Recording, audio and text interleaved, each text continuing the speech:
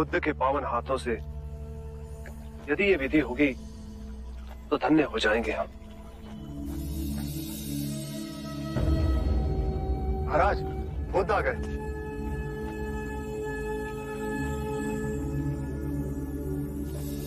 प्रणाम।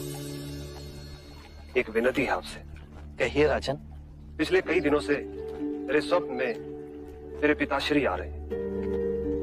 मैंने ब्राह्मणों से भी इसका अर्थ पूछा तो उनका कहना था कि तुम्हारे पिताश्री को शांति नहीं मिली, उनके लिए पूजा करनी हो, यज्ञ संपन्न करना होगा। आप तो परम ज्ञान का स्वरूप है, तो विनती है आपसे कि पूजा विधि आप ही के हाथों से हो, जो मेरे पिताश्री तक पहुंचे, उन्हें मुक्ति मिले, जीवन मरण के इस चक्र से वो मोक्ष पाले।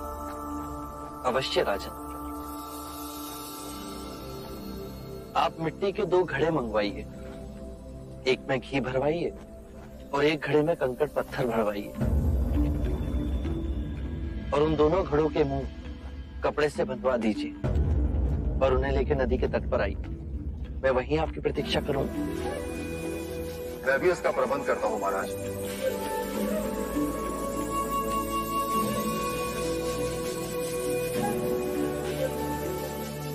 महाराज, अब आप इन दोनों घड़ों को पानी में डाल दीजिए।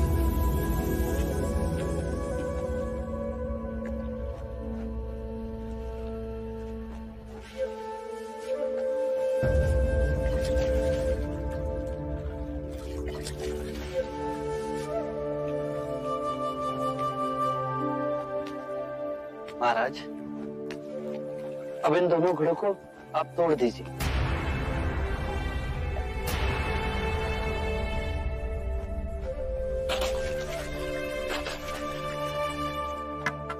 महाराज, अब आप ध्यान से देखिए, घी ऊपर उठ पानी पर तैरने लगा।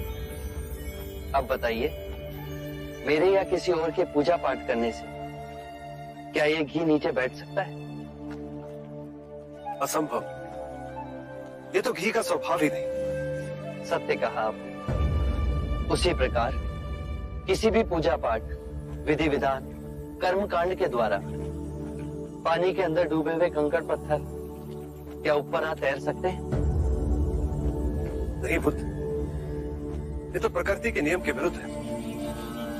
तो हम प्रकृति से भिन्न कैसे हो? हम भी तो प्रकृति का ही रूप है। सत्य कहा बुद्ध। एक सत्य यह भी है राजन, यदि हमारे पूर्वजों ने अपने जीवन काल में कंकड़ पत्थर बोए, दुष्कर्म किए, तो वो स्वाभाविक ही कंकड़ पत्थर की तरह नीचे बैठ जाएंगे। और यदि उन्होंने अपने जीवन काल में सत्कर्म किए, तो स्वाभाविक ही घी की तरह ऊपर आ तैरने लगेंगे। जो बोएंगे वही काटेंगे। परंतु इस शरीर रूपी जीवन काल में ही नहीं, अपितु इस शरीर रूपी जीवन काल के पश्चात वाली यात्रा में भी हम जैसे कर्म करेंगे वैसा ही फल मिलेगा।